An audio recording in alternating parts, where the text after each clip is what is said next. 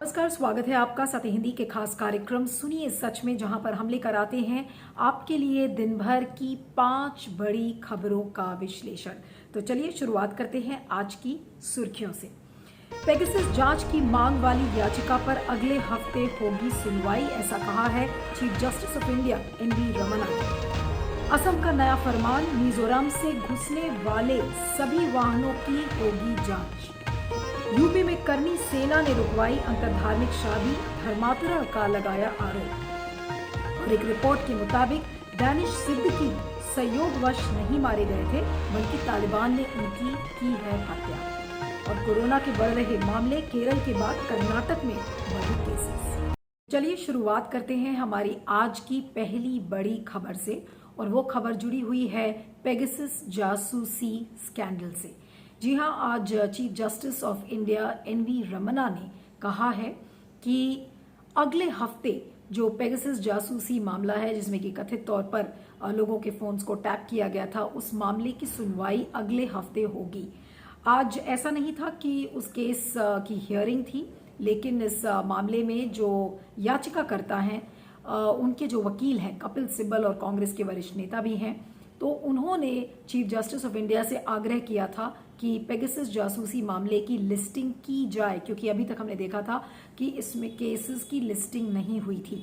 तो chief justice Ramana ने कहा कि समय का अभाव था, समय की कमी की वजह से अब ऐसा लगता है कि अगले हफ्ते हियरिंग होगी।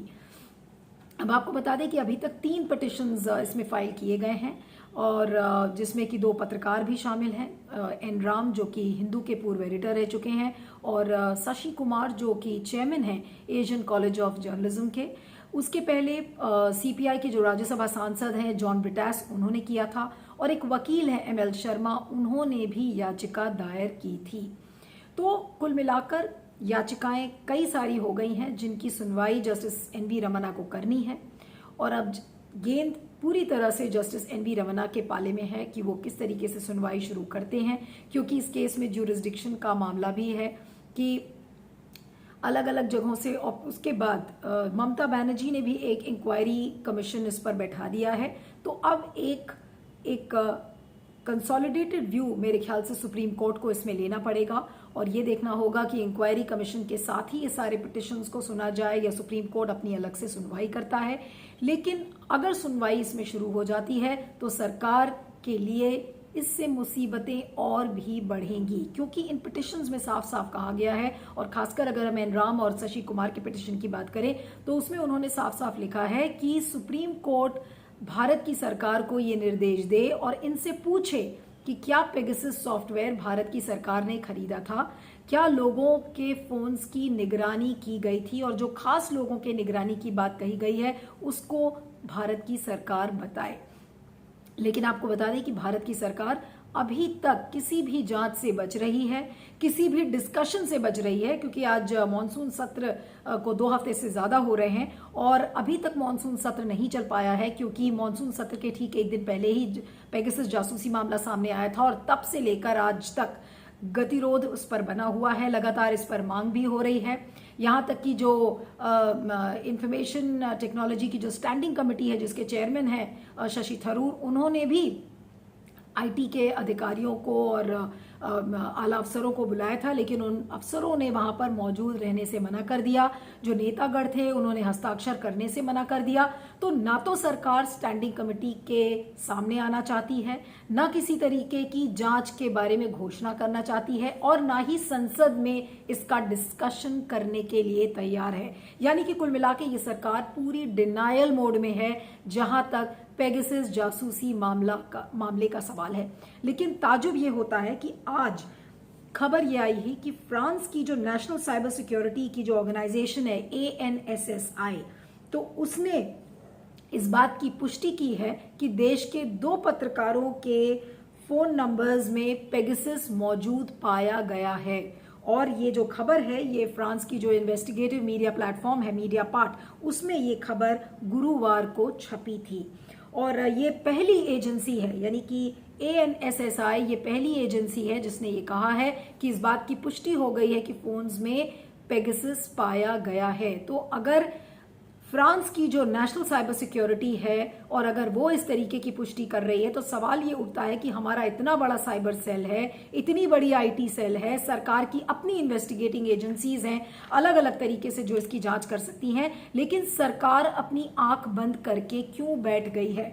अब आपको बता दें कि इजराइल में भी इस चीज को लेकर दबाव बढ़ गया है, क्योंकि इजराइल में एनएसओ के ऑफिस पर छापे पड़ रहे हैं, यानी कि इजराइल की सरकार भी इस चीज के लिए छानबीन कर रही है। और इजराइल और फ्रांस के अलावा अल्जीरिया, मेक्सिको, ये भी वो देश हैं जहां पर जांच के आदेश दे दिए गए हैं। लेकिन भारत की सरकार क्या कहती है, पहले दिन अगर आपने आईटी मिनिस्टर अश्विनी वैष्णव का स्टेटमेंट दिया हो, अगर आपको ध्यान हो तो उन्होंने कहा था कि नहीं, हम कोई अनऑथोराइज्ड इंटरसेप्शन नहीं कर रहे हैं, अनअधिकृत इंटरसेप्शन हम नहीं कर रहे हैं, जिसको लेकर विपक्ष ने कहा कि अगर आप अनअधिकृत इंटरसेप्शन नहीं कर रहे हैं तो अधिकृत इंटरसेप्शन क्या है उसके बारे में हमें बताइए, किन लोगों का आपने अधिकृत इंटरसेप्शन किया है और किस आधार पर किया है।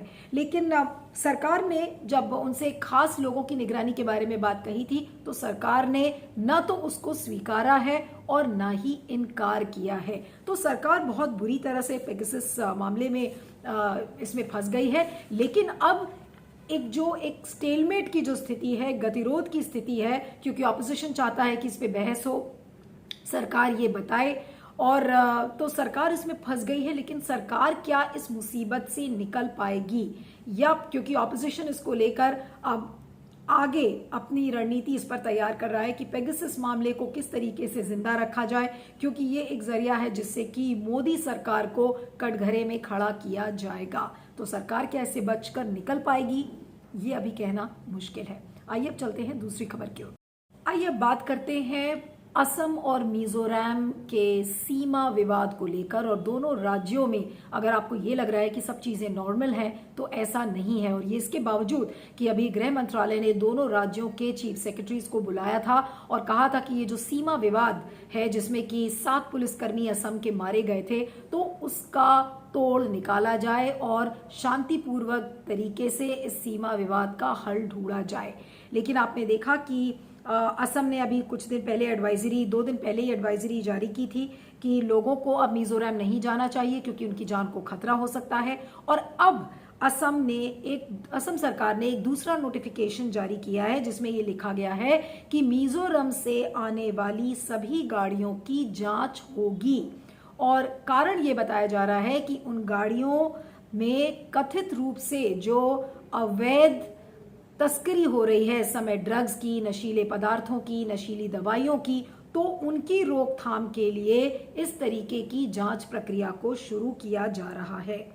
और असम पुलिस के जो एक अधिकारी हैं जीपी सिंह, तो उन्होंने ट्वीट भी किया और उन्होंने कहा कि हमारी सरकार की ये कोशिश है कि जो ड्रग कार्टेल्स मिजोरम और मिजोरम के बाहर से ऑपरेट कर रहे हैं तो उनकी धरपकड़ की वजह से हमने ये नोटिफिकेशन जारी किया है और आपको हमारे साथ कोऑपरेट करना चाहिए, क्योंकि ये हमारी भविष्य की फ्यूचर जनरेशंस का सवाल है, उनके वेलफेयर का सवाल है। लेकिन जो नोटिफिकेशन है उसमें बिल्कुल साफ जो चीजें मेंशन्ड हैं वो ये है कि अवैध दवाओं की तस्करी मिजोरम से होती है, वहां से वो असम में आती है और फिर वो बाकी जगह पर जाती है तो उस चीजों की धरपकड़ हो रही है।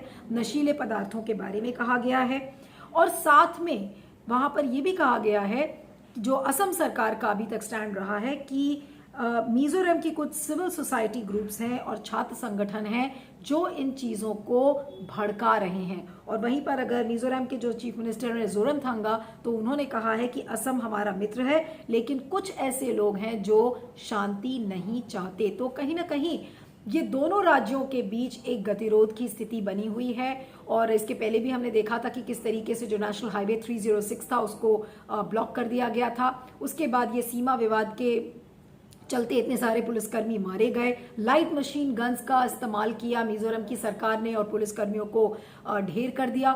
लेकिन सवाल ये उठता है कि ये दोनों सरकारें या फिर गृह मंत्री अगर बीच बचाव की बात कर रहे हैं तो बीच बचाव के अलावा क्या जो असली मुद्दे हैं, क्या सरकार या गृह मंत्रालय उस पर बात करना चाह रही है, नहीं करना चाह रही है।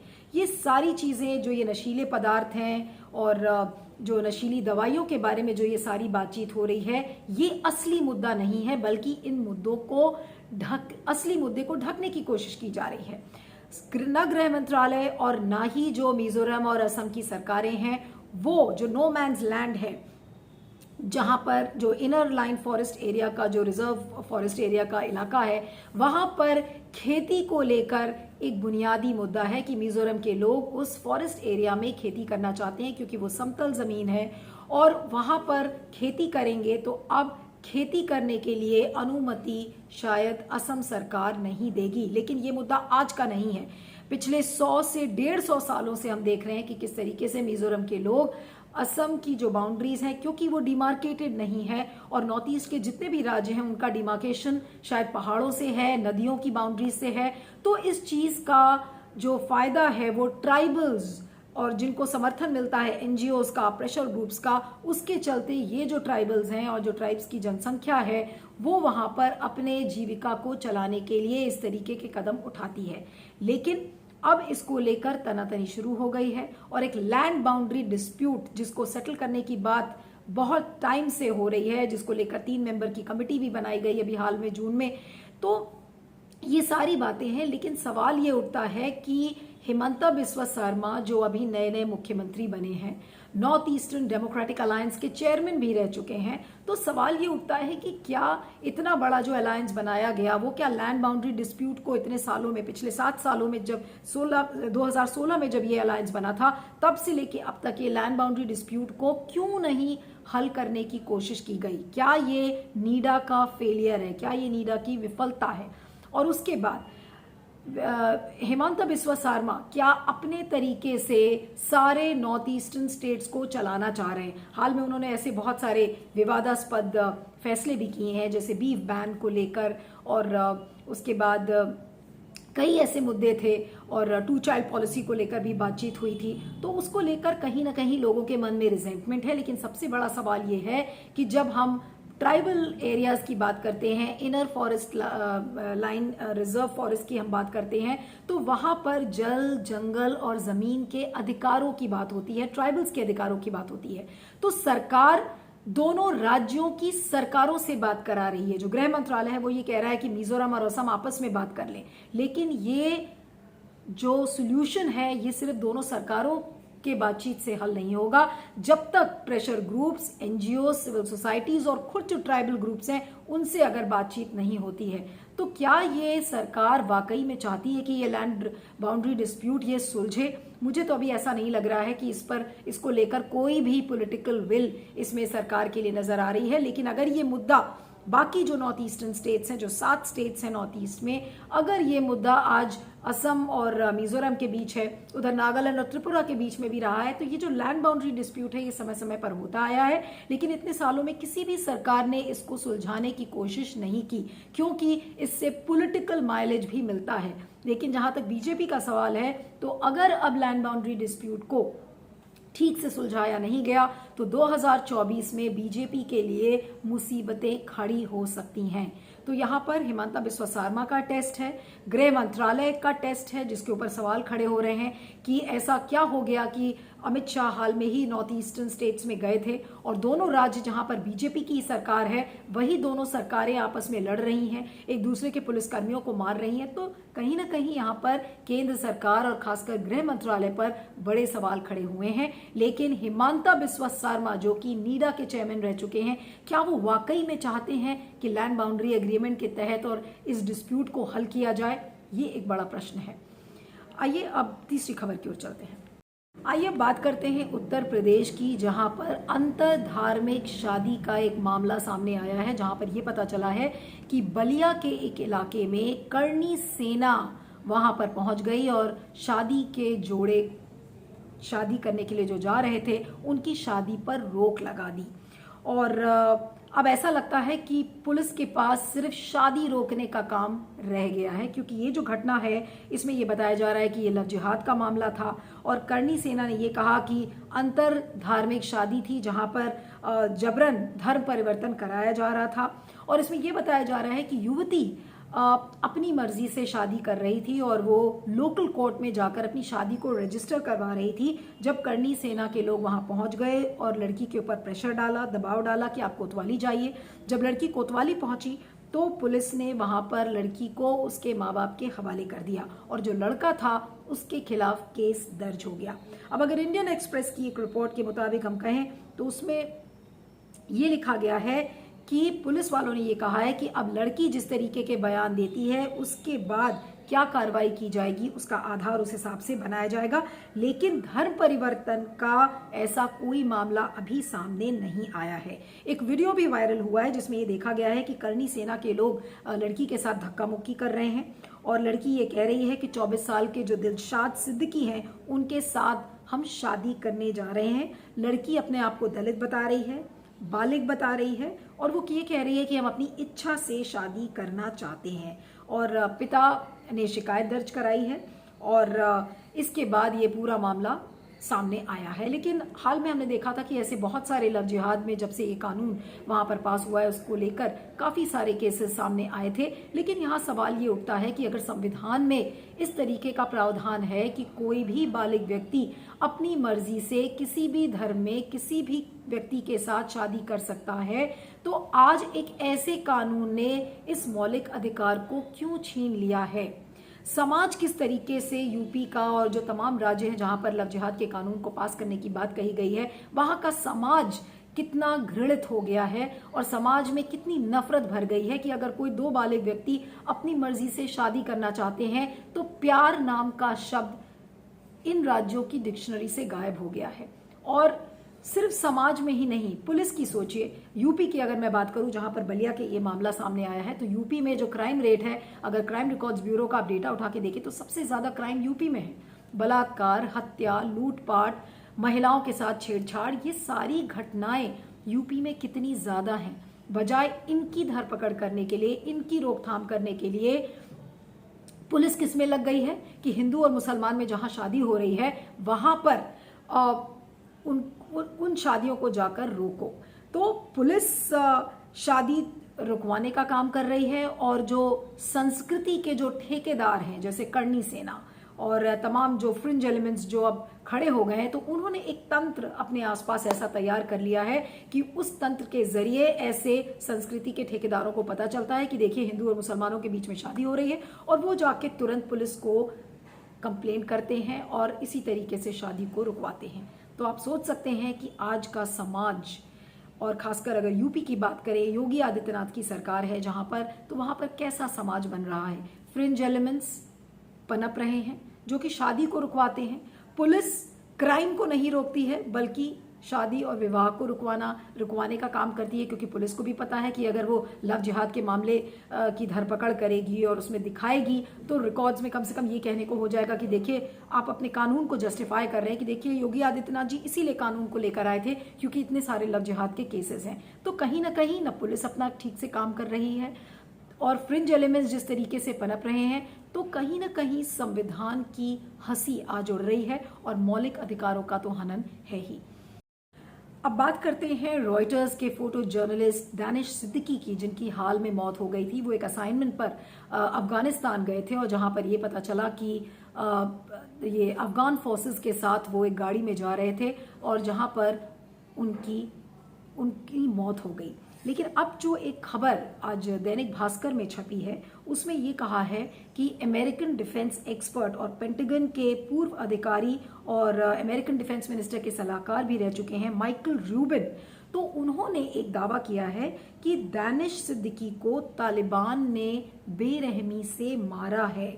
और अभी थोड़े दिन पहले जो तालिबान के प्रवक्ता हैं जबी उल्लाह मुजाहिद, तो उन्होंने कहा था कि वो दानिश की मौत पर कोई माफ़ी नहीं मांगेंगे और उन्होंने ये कहा था कि दानिश युद्ध क्षेत्र में बिना किसी इजाज़त के वहाँ पर आए थे और किसकी गोली उनको लगी उसके बारे में उनको पता नहीं है। लेकिन तालिबान ने ये ज़रूर कहा था कि वो कुछ पिक्चर्स को शेयर करेंगे, कुछ तस्वीरें शेयर करेंगे जो आज तक नहीं की हैं। लेकिन माइकल रूबिन ने दैनिक भास्कर को एक डिटेल्ड इंटरव्यू दिया है और उसमें ये कहा है कि भारत और अफगानिस्तान के जो अधिकारी हैं उन्होंने कुछ तस्वीरें मुहैया कराई हैं माइकल रूबिन को और अमेरिकी सरकार को, जिसके आधार पर ये बात पता चलती है कि दानिश सिद्दीकी अफगानी सेना के साथ जा रहे थे और एक स्पिन ब्लोदक नाम का एक इलाका है जहां पर अफगानी सेना हमला करने वाली थी। और इस बात का जब तालिबान को पता चला तब दानिश को चोट लगी। चोट लगने के बाद दानिश को एक मस्जिद में लेकर जाया गया, लेकिन जब तालिबान को यह पता चला कि दानिश सिद्दीकी उस मस्जिद के अंदर हैं और उनको मस्जिद के अंदर इसलिए लाया गया था कि उनको कुछ चिकित्सा, जो प्राथमिक चिकित्सा है वो दी जा सके, लेकिन ऐसा नहीं हुआ। तालिबान को ये पता चला कि दानिश सिद्दीकी वहां पर हैं और उसके बाद क्या हुआ कि दानिश सिद्दीकी के ऊपर हमला हुआ, उनके सिर को कुचला गया और उनके शरीर को गोलियों से भून दिया गया, यानी कि उनकी हत्या बेरहमी से की गई है। इस बात का दावा पेंटागन के पूर्व अधिकारी माइकल रूबिन ने किया है। अब ये दावा एक ऐसे समय में आया है जिस समय की भारत की रणनीति अब अफगानिस्तान को लेकर क्या होनी चाहिए एक पसोपेश में है, क्योंकि तालिबान इस समय फॉरफ्रंट पर है और तालिबान को एक्नॉलेज ज्यादातर भारत ने नहीं किया है। तो भारत रणनीति कैसे बनाएगा, और एक ऐसे समय में एक दावा आया है कि दानिश सिद्दीकी जो कि भारत का एक नागरिक था और रॉयटर्स के लिए काम करता था और उसको बेरहमी से मारा गया है। तो अब देखना यह होगा कि भारत की सरकार इसको लेकर क्या स्टैंड लेती है।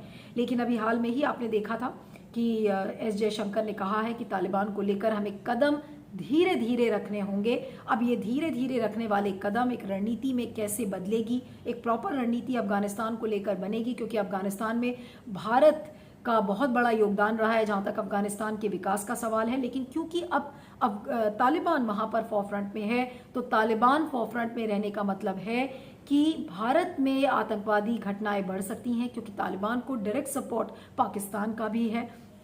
तो ये सारी चीजें सोचकर भारत को एक रणनीति बनानी होगी। लेकिन अब देखना यह होगा कि क्योंकि माइकल रूबिन ने एक दावा किया है, पेंटागन के पूर्व अधिकारी रह चुके हैं, और उनके दावे पर भारत की सरकार किस तरीके से रिएक्ट करती है और क्या रणनीति होगी, किस तरीके की जांच की मांग करेगी, और तो ये सारी देखने वाली बातें होंगी। लेकिन ये एक बड़ा खुलासा है कि दानिश सिद्दीकी की मौत नहीं हुई थी, बल्कि उनको बेरहमी से मारा गया।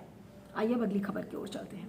कोरोना के मामले एक बार फिर से बढ़ते हुए नजर आ रहे हैं और इस समय जो राज्य हैं जहां पर वाकई में एक चिंताजनक स्थिति है वो है केरला, कर्नाटका, उत्तर पूर्व के जो राज्य हैं वहां पर आर फैक्टर बढ़ता जा रहा है। आर फैक्टर हम उसे कहते हैं जिस रेट पर वायरस मल्टीप्लाई करता है, और इस समय केरला की हालत बहुत ज्यादा खराब है। और कुल मिलाकर आज जो भारत में केसेस रहे हैं वो 44,230 केसेस रह चुके हैं पिछले 24 घंटे में, और 555 मौतें दर्ज की गई हैं। और पिछले 24 घंटे में 52 लाख वैक्सीन लगी हैं। लेकिन सवाल ये उठता है कि जब बार बार साइंटिस्ट इस बात को कह रहे हैं कि थर्ड वेव आ सकती है और अगस्त के लास्ट वीक में या सितंबर फर्स्ट वीक में ये थर्ड वेव एक्सपेक्टेड है, और क्योंकि अब लॉकडाउन को धीरे धीरे पूरा रिलैक्स कर दिया गया है, तो अब सवाल ये उठता है कि कैसे इन्फेक्शन से बचा जाए। कोविड अप्रोप्रिएट बिहेवियर भी पूरी तरीके से लोग ठीक से नहीं फॉलो कर रहे हैं। तो ऐसे में सवाल ये उठता है कि सरकार के लिए एक बड़ी चुनौती तो है ही, लेकिन हमारे वैक्सीनेशन ड्राइव का क्या होगा। 70% जनता को वैक्सीनेट करने के लिए जो टोटल डोजेस की जरूरत है प्रतिदिन, हम उस टारगेट तक भी नहीं पहुंच पा रहे हैं। इनफैक्ट आधा टारगेट भी हमने अभी तक नहीं उसको पूरा किया है। तो सवाल ये उठता है कि अगर कोरोना की तीसरी लहर आ गई और अगर वो घातक होती है तो ऐसे में सरकार क्या करेगी। क्या फिर से एक लॉकडाउन किया जाएगा? तो सरकार इस समय बहुत ही ज्यादा अनप्रिपेयर्ड है। हालांकि वो वार्निंग सिग्नल्स बार बार दे रही है और ये कह रही है कि देखिए कोरोना की तीसरी लहर आसपास है, इसलिए कोविड अप्रोप्रिएट बिहेवियर को फॉलो करिए, लेकिन साथ में जो वैक्सीनेशन ड्राइव है उसको भी अग्रेसिव बनाने की जरूरत है। लेकिन फिलहाल जो राज्य जो कि चिंता का विषय बने हैं वो है कर्नाटका, केरल और उत्तर पूर्व के जो राज्य हैं वहां पर लगातार एक चिंता की स्थिति बनी हुई है। तो सुनिए सच की 5 खबरों में इतना ही, और आप सत्य हिंदी पर बने रहिएगा। गूगल प्ले स्टोर पर सत्य हिंदी का ऐप भी आ चुका है, आप उसे डाउनलोड कर सकते हैं। बने रहिएगा सत्य हिंदी पर। Thank you so much. सत्य हिंदी का ऐप डाउनलोड करें गूगल प्ले स्टोर पर।